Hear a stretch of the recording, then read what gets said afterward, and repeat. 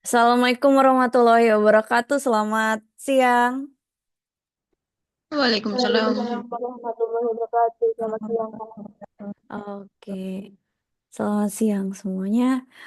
Mungkin hari ini kita gak banyak cuap-cuap, sedikit saja, tapi nanti untuk tugasnya mungkin bisa dikerjakan yang sebelumnya ya. Jadi aman sama saya tugasnya dari pertemuan kan saya sudah beritahu ya. Nah, jadi sebelumnya adalah tugas pertama gitu ya. Tugas pertama komunikasi kelompok gitu ya. Jadi berkelompok masing-masing 3 orang gitu ya maksimal. Sudah dikelompokkan berdua-berdua gitu ya. Insya Allah kalau badan saya udah mendingan nih, saya bisa untuk mengecek semuanya gitu ya. Karena sekarang juga saya lagi cuti. Nah, mau nggak mau kita ngajar karena nggak apa-apa online ya di rumah. Nah, ini eh, jadi hari ini kemarin kita belajar tentang manajemen reputasi, gimana mengkomunikasikan untuk reputasi dalam digital. Jadi kita itu sebagai apa ya, kalau bisa dibilang personal gitu ya. Ada namanya personal branding, di mana branding reputation gitu ya. Branding atau reputation management yang mesti kita gali, di mana komunikasi kita harus lebih baik lagi. Selain itu, mungkin hari ini kita akan ada namanya literasi media, di mana tujuannya adalah kita menganalisis nih dari pesan. Jadi siapa sih itu yang bertanggung jawab? Jadi eh, misalkan ya, kita kan mengkomunikasikannya di dalam sosial media maupun digital. Jadi kita misalkan contoh ya, kita buat quotes gitu ya di Instagram, di TikTok gitu. Kita buat ada kalimat bawahnya. Nah, itu kita harus menganalisis pesannya terlebih dahulu. Jangan sampai misalkan kalau kita update sembarangan gitu ya, komunikasinya salah, berdampak pada banyak masyarakat yang membuat reputasi kita buruk gitu. Jadi sebagai komunikasi kita tidak hanya berkomunikasi secara pelafalan saja, tapi juga kita berkomunikasi melalui pesan gitu. Jadi ini tujuannya dan memang melalui pesan ini biasanya melalui sosial media ya harus berhati-hati. Jadi di mana adik-adik ini bisa membatasi pilihan media mana nih yang memang eh, dapat di misalkan ya kita dapat berita gitu ya. Nah, komunikasi kita terhadap masyarakat sekitar di sosial media kita seperti apa gitu ya. Mungkin ada yang pakai no name gitu ya, pakai tidak nama asli. Tapi kita harus memperkuat pengalaman kita. Oh ini eh, fake nih, ini hoax nih gitu ya beritanya dan memperkuat persepsi kita terhadap oh berita ini benar, berita ini salah yang dapat kita publikasikan lagi. Jadi misalkan ya, kalau adik-adik sudah jadi selebgram gitu ya. Saya pun sekarang misalkan eh, di dalam kantor pun saya juga berhati-hati gitu ya dalam bertanggung jawab terhadap pesan yang saya berikan. Misalkan ya, contoh eh, kemarin ada mahasiswa gitu ya. Em, Chatnya itu jam jam 2 malam gitu. Jam 2 malam, kemudian harusnya UTS terakhir itu biasanya jam 23.59 gitu lah settingnya misalkan. Nah, jam 2 malam WA gimana kita mau bales gitu. Jadi sebagai pertimbangan juga untuk pesan ada waktunya yang seperti kemarin ya kita belajar untuk berpesan di sosial media yang baik dan benar. Kita harus menyebutkan nama, kemudian em, ada NIM-nya, terus kemudian dari kelas berapa gitu ya, dari mata kuliah apa, agar dosennya tersebut juga memahami. Nah, di situ juga kita bertanggung jawab atas pesan yang memang kita kirimkan sebagai komunikasi dari yang kita eh, taruh itu dari tujuan pesan tersebut. Tapi dari literasi media ini kita bisa lihat nih dari prinsip literasi. Jadi misalkan eh, adik-adik, oh aku pengen jadi PR Bu gitu ya, atau public relation gitu ya. Bu, aku pengen jadi apa ya MC gitu ya.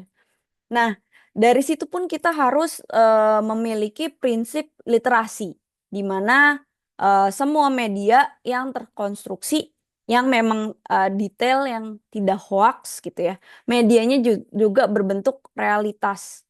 Jadi, ketika kita mengkomunikasikan kepada orang lain gitu ya, terhadap digital maupun sosial media, kita juga merasakan audiens dapat eh, makna dari yang kita berikan. Gitu. Jadi misalkan ya, contoh, kita cuman berpendapat, misalkan contoh, apa ya? Hmm, oke. Jadi misalkan free child atau eh, mau punya anak, ini buat perempuan ya. Nah, itu sebenarnya si audiens di dalam sosial media nih, adik-adik iseng aja nih misalkan pakai nonem nggak apa-apa. Update aja misalkan ya contoh eh ini child free gitu ya, yang ini enggak gitu, mau nggak mau punya anak atau enggak gitu ya. Nah itu bakal audiens itu menegosiasikan, masa kayak gini kan kalau punya anak bla bla bla bla bla. Nah kalau masa kayak gini, kalau misalkan nggak punya uang ya jangan punya anak dulu gitu. Jadi memang ada makna dari literasi yang ada gitu ya, yang membuat audiens itu eh apa ya, menegosiasikan gitu ya. Jadi dari audiens di sosial media maupun digital, mereka itu akan tertarik dengan konten kita, yang konten yang kita berikan. Tapi di situ pun harus siap dijudge jika memang kita memilih salah satunya. Tapi lebih baik adik-adik bersifat netral. Ini contoh ya, contoh bersifat netral di mana ada kelebihan dan kekurangan dari masing-masing pilihan yang membuat audiens itu menegosiasikan gitu di dalam sosial media kita atau mungkin digital kita gitu ya. Nah, biasanya kalau sebagai apa ya dibilangnya writer ya, content writer. Nah, media itu juga memiliki implikasi yang komersial. Jadi kalau dibilang kita mencari yang membuat orang itu tertarik, yang tidak berat-berat gitu. Tapi berat pun juga yang membuat orang audiens-audiens tersebut paham dengan konten kita. Jadi secara komunikasi sendiri, misalkan ya, saya berbicaranya misalkan ya, semua semua media terkonstruksi. Konstruksi apa? Terbangun gitu ya. Misalkan itu kan lebih memahami gitu ya. Dibanding kita berbicara yang susah-susah gitu. Jadi kita berbicaranya yang mudah untuk audiens dapat pahami. Jadi memang eh, kita butuhkan adalah yang komersial saat ini. Apa yang komersial itu? Mungkin kalau adik-adik lihat ya, untuk secara pengajaran, pembelajaran yang ya hitungannya yang susah-susah gitu ya. Itu sedikit kalau saya lihat. Paling yang nonton yang memang lagi butuh untuk tugas perkuliahan. Tapi kalau misalkan kontennya konten make up, ya, konten nyanyi gitu, mungkin konten sinetron dan lain-lain gitu ya, misalkan contoh film. Nah, itu lebih komersial karena eh, mungkin secara komunikasinya, secara konten itu kita lebih familiar daripada membaca, mendingan kita membuat video gitu.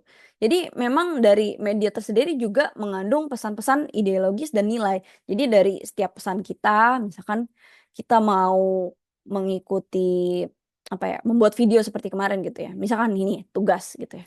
Nah, itu pasti ada pesan-pesan yang memang ada nilai tambah dari produk tersebut gitu. Misalkan kalau kita berjualan gitu.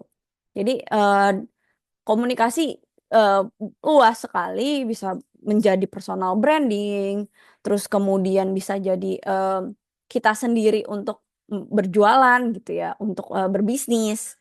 Kemudian kita juga bisa untuk apa ya?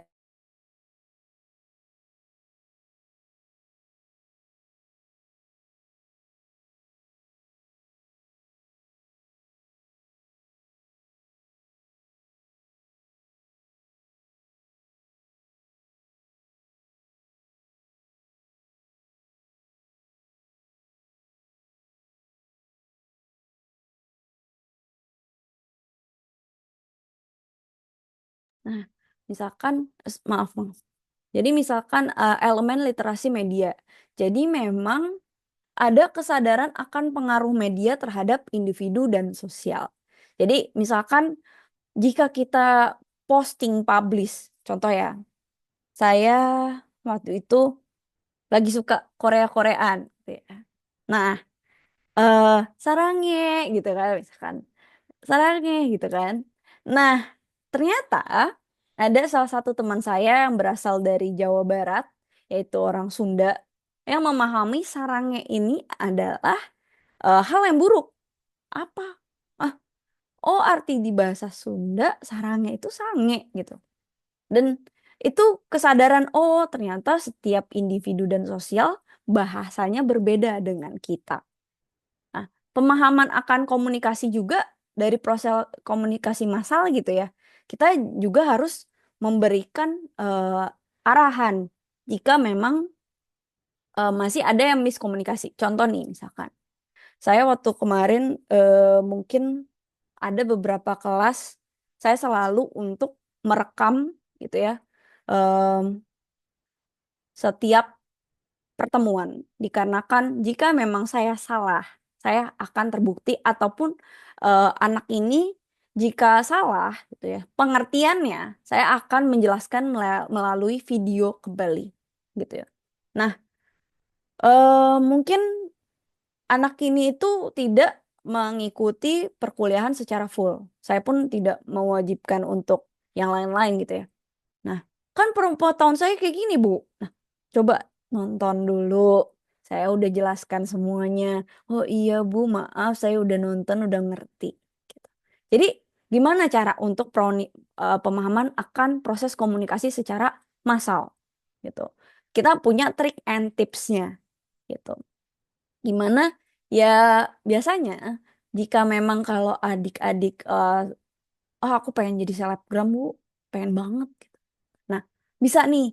Jadi kita akan memahami dulu, kita riset dulu dari eh, yang orang-orang publish, yang kita lihat dulu komen-komen dari, misalkan kita suka nih konten suatu konten. Kemudian lihat nih komunikasi dia. Kita cek dulu komennya. Oh, kekurangan dari dia nih ini, ada yang komen negatif di situ. Negatifnya bukan secara fisik dan lain-lain ya, tapi misalkan komen negatifnya secara komunikasinya mungkin. Jadi nggak paham nih kenapa sih ini maksudnya apa gitu. Nah itu kita bisa gali lagi. Oh ternyata eh, dari perkembangan orang-orang atau audiens tersebut tidak paham nih tentang hal ini. Jadi kita harus menjelaskan terlebih dahulu. Contohnya dengan bahasa-bahasa asing yang kita sudah terjemahkan. Gitu. Nah, pengembangan strategi ini kita menganalisis terus mendiskusikan pesan. Oke nggak nih? Kita analisis dulu nih strateginya kira-kira apa. Jadi sebelum kita posting di sosial media maupun digital, kita harus hati-hati adik-adik. Di mana kita harus paham dulu nih, apakah benar, apakah ada negatif positifnya gitu ya. Dan kita harus membuat strategi dulu untuk menganalisis dulu dan diskusikan dari pesan media tersebut. Ya, kita kembangkan, kita strategikan, dan kita eh, mengembangkan kesenangan, pemahaman, dan penghargaan terhadap isi dari media tersebut. Akan itu, kita bisa sadar akan pengaruh media terhadap individu dan sosial. Gitu. Jadi, terus-terusan aja untuk elemen literasi media ini. Tipe-tipe literasi media biasanya media yang dituju ada literasi media dalam arti sempit ya. Jadi misalkan literasi media baru gitu. Jadi memang ada beberapa yang misalkan adik-adik mau buat skripsi nih nanti atau bisnis digital nggak buat skripsi tapi buat produk. Di sini di bisnis digital buat skripsi atau buat produk? Kalau boleh tahu nanti. Udah dikasih tahu? Waktu apa ospek dulu tuh rektor bilang katanya kita nggak bikin apa namanya skripsi, Skripsi. tapi nggak tahu. Tapi kakak Oh, tingkat di semester 8 tuh dia bikin skripsi. oh oke. Jadi em, bisa nih adik-adik sebelum lulus mungkin bikin jurnal yang terakreditasi. Nah, itu juga termasuk dalam skripsi biasanya. Kalau saya ibu saya di UI ya, jadi Universitas Indonesia itu sekarang skripsi nggak terlalu diwajibkan, tapi lebih diwajibkan kalau bisnis itu lebih ke jurnal ilmiah. Jadi buat artikel ilmiah gitu sama sih kayak skripsi, cuman dipersingkat. Cuman ada di beberapa tempat yang kemarin saya riset itu bisnis digital itu biasanya eh, ada yang membuat suatu produk gitu ya, yang akan diperjualbelikan secara digital gitu. Jadi kita nggak tahu nih, mungkin berbeda lagi dari kampus. Bagaimana soal setiap kampus yang saya eh, kan saya nggak hanya di kampus ini ya.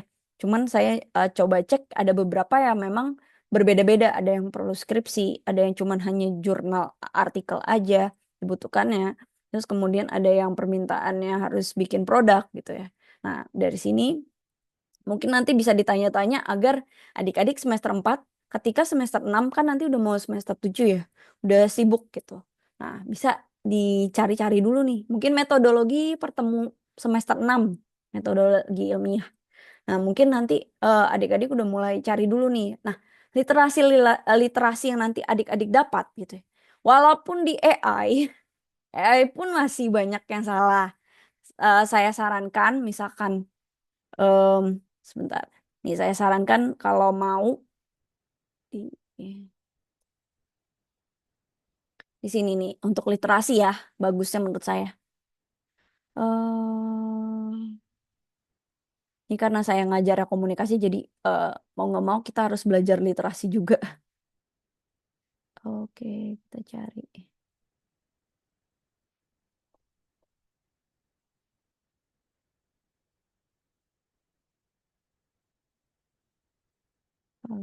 Di mana ya?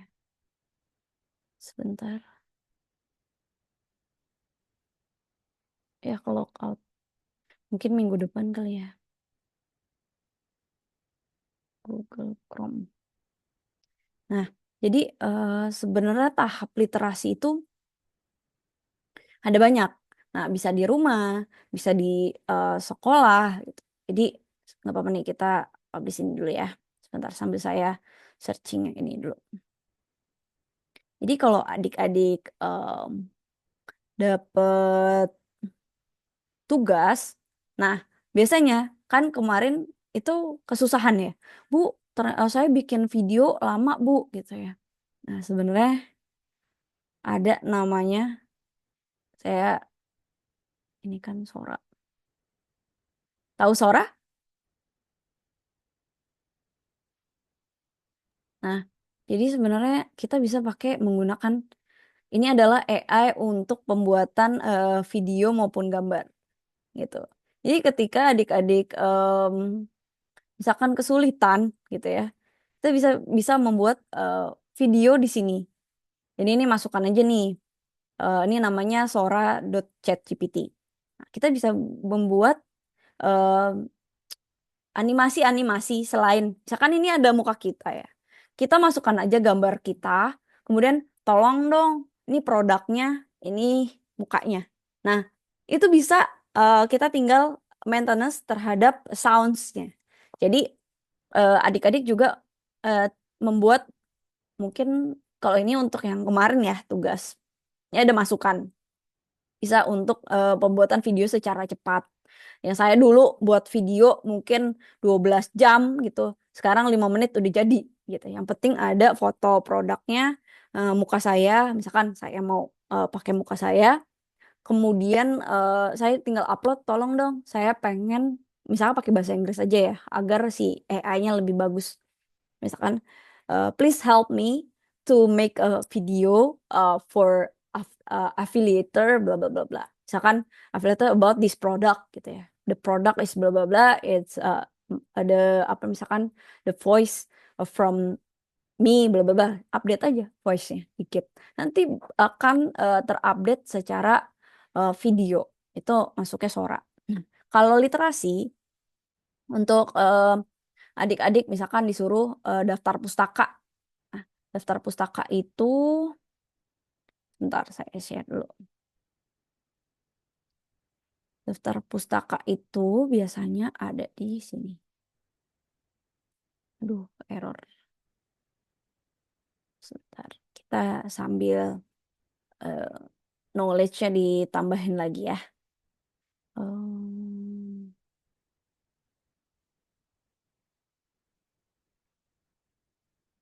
Nah, biasanya eh,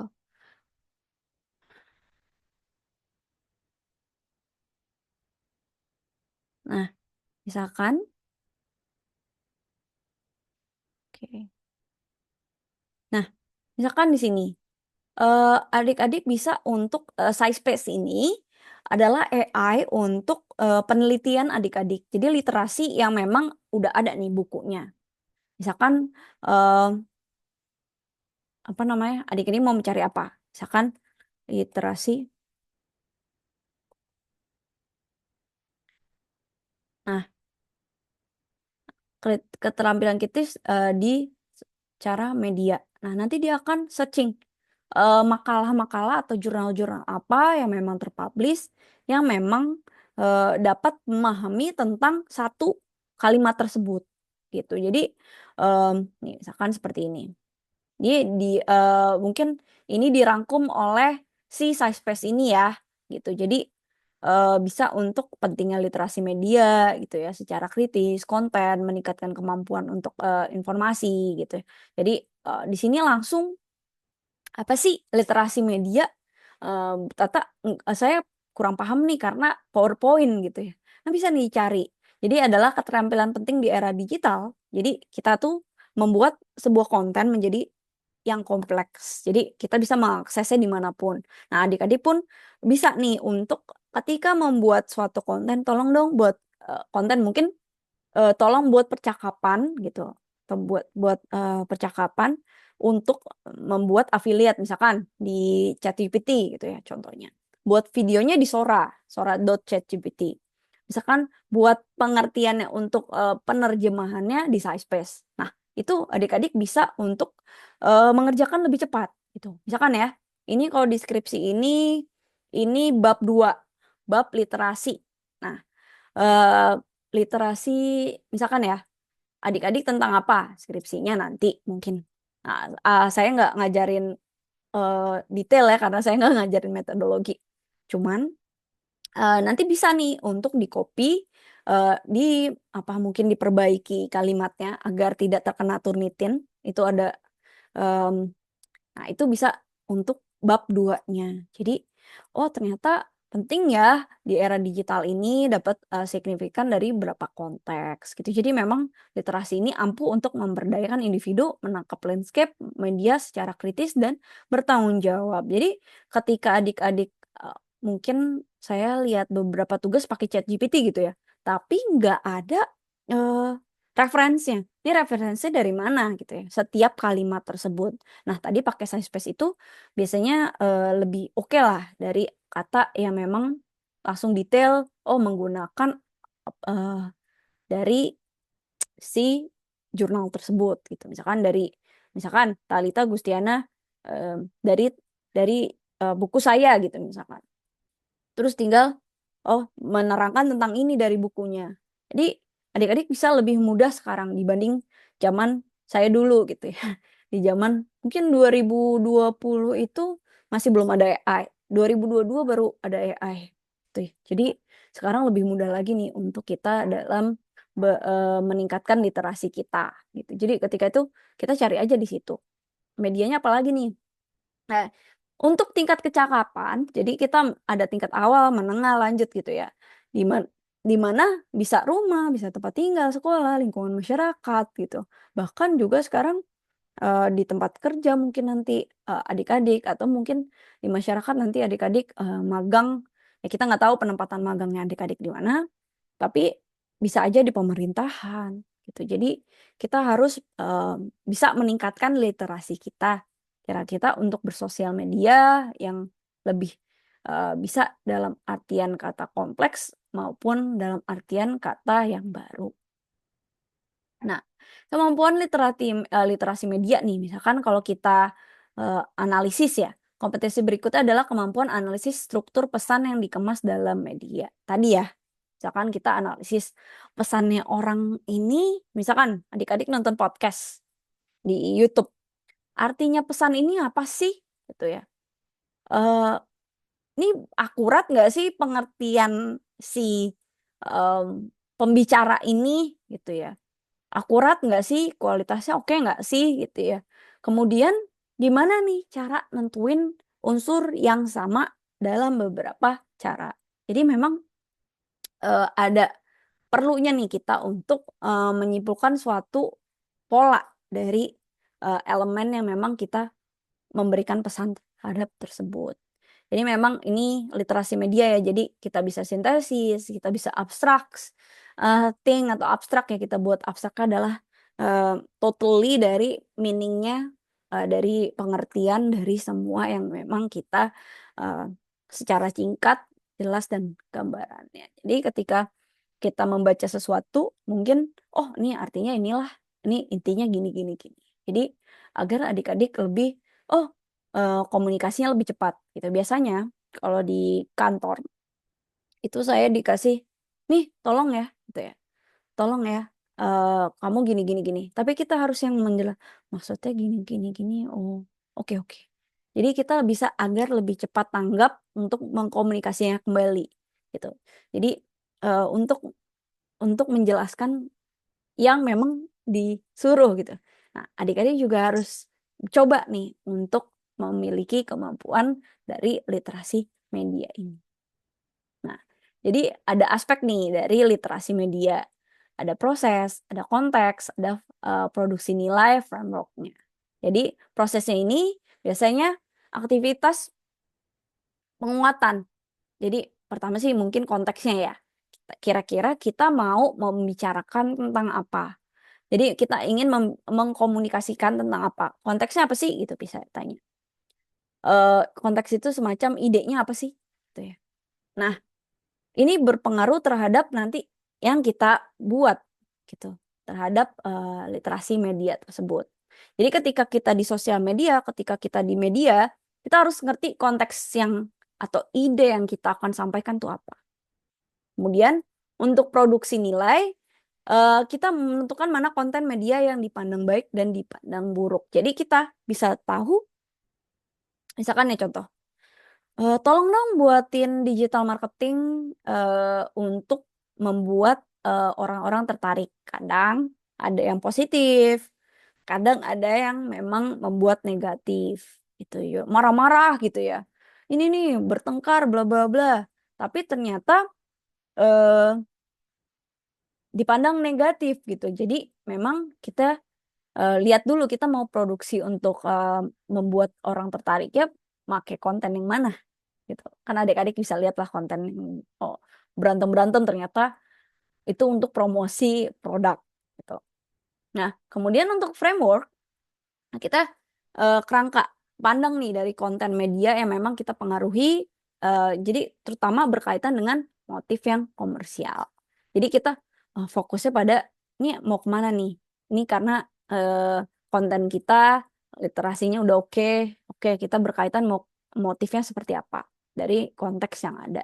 Ini kita muter-muter aja dan proses yang di dalamnya. Jadi yang dipengaruhi oleh tujuan.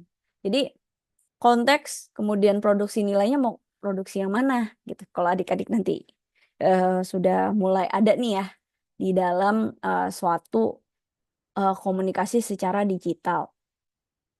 Nah, perkembangan literasi media juga biasanya mencari bentuk, kemudian pematangan, perkembangan lambat gitu. Jadi memang ada apa ya, pertama-tama dari televisi kontennya. Nah, biasanya jumlah penonton gitu ya, lebih banyak daripada pendengar radio, koran, internet, media massa zaman dahulu gitu ya. Karena internet masih susah untuk diambil. Sekarang udah wifi dong, tolong dong, tethering dong, ya sudah lebih mudah dibanding zaman dahulu kala. Nah, untuk televisi ini gitu ya, merupakan lahan yang dijanjikan bagi pemilik modal. Jadi memang dulu televisi diimbangi dengan tersedianya SDM yang memenuhi syarat zaman dulu. Sekarang udah banyak di PHK karena tidak dibutuhkan lagi. Akhirnya diambil oleh yang memang di kru TV-nya diambil oleh YouTuber gitu, untuk memproduksi podcast, film di YouTube atau mungkin yang lainnya yang berbasis e-commerce gitu, atau mungkin lebih kepada digital untuk seperti film gitu ya, film di Disney, film di Netflix gitu, film di WeTV dan lain-lain. Nah, dari sini mungkin eh, angka kemiskinan masyarakat lebih tertarik terhadap televisi dibanding hiburan lainnya zaman dulu ya.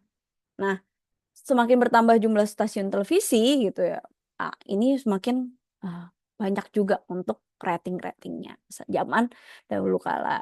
Nah, biasanya televisi ini kalau di sekarang di YouTube nggak ada blur ya, tapi sekarang udah YouTube udah mulai blur nih. Saya update, kalau saya berbicara kasar di blur sama mereka gitu. Jadi sama lah, sekarang udah mulai seperti televisi, YouTube pun gitu ya. Kemudian ada campuran gitu ya, ada blending. Jadi kita sepakat ada yang di blur, ada yang enggak gitu ya. Ada juga yang di bending semua. Jadi hanya menguntungkan yang memang si kaum elit ini. Misalkan contoh kita ada semua ingin membeli lebih banyak produk gitu di contohnya. Jadi berjualan, nah contohnya. Nah, biasanya nih di berita ya, Pak Prabowo ya, presiden kita, ini frekuensi beritanya lebih banyak gitu misalkan dibanding zaman dahulu ya, untuk menjelang pemilu contohnya. Nah, di sini juga ada dampak literasi media gitu, mengurangi tingkat privasi individu gitu. Jadi meningkatkan potensi kriminal. Sekarang hati-hati ya adik-adik, cybercrime. Terus kemudian anggota suatu komunitas ya gitu sulit untuk dilihat atau dibatasi. Jadi sekarang namanya ada dark web gitu ya, di mana memang kita tidak bisa membatasi hal tersebut. Jadi memang internet ini berpengaruh terhadap masyarakat sekitar. Jadi timbulnya informasi yang berlebihan. Hati-hati ya adik-adik untuk hal ini. Kita perlu melek literasi. Nah, contohnya nih, ada yang bisa lihat ini angka 6 apa angka 9? Nah, misalkan di sini dilukis adalah seorang pria yang eh, menggambarkan meng- memukul seorang wanita gitu ya. Padahal di sini adalah seorang pria gitu ya. Jadi kita jangan sampai salah nih pengertian dari suatu literasi gitu adik-adik. Nah, kesimpulannya, literasi media adalah kemampuan seorang untuk memahami, menafsirkan, mengakses, menganalisis, dan menggunakan media massa. Jadi, menggunakan sosial media harus hati-hati ya adik-adik secara digital. Jadi, kita komunikasikan ya, kita harus memahami, menafsirkan, dan mengakses, dan menganalisis, serta menggunakannya dengan baik dan benar. Kemudian, kita dapat memaknai adanya yang disampaikan oleh media massa saat ini atau sosial media gitu ya, kita lihat dituntut agar mempertimbangkan apa saja yang kita sampaikan. Jadi agar tidak menimbulkan suatu kesalahpahaman dari tujuan yang kita ingin sampaikan.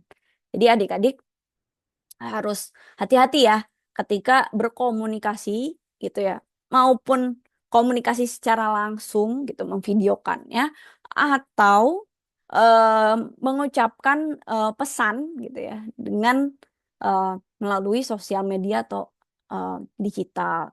Tuh. Oke, baik. Terima kasih. Mungkin ada yang mau bertanya di sini? Nanti adik-adik bisa kerjakan aja ya tugasnya. Saya nggak terlalu lama-lama. Oke? Oke, terima kasih banyak. Assalamualaikum warahmatullahi wabarakatuh. Saya tutup ya. Mungkin sedikit dulu hari ini adik-adik bisa meneruskan untuk tugasnya yang minggu lalu. Oke, terima kasih banyak. Sampai jumpa minggu depan. Maaf ya, Ya, sebentar. Saya mau ke dokter. Assalamualaikum. ya. Iya. Waalaikumsalam warahmatullahi wabarakatuh.